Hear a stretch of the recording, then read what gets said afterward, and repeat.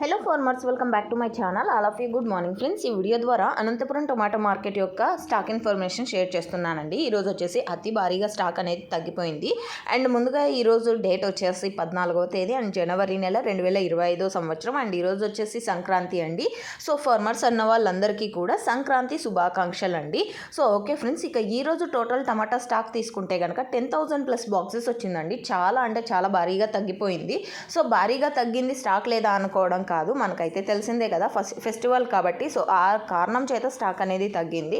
So okay friends, ఇదండి information. And పండగ effect పడి ఈ స్టాక్ ఈ విధంగా తగ్గిపోయింది.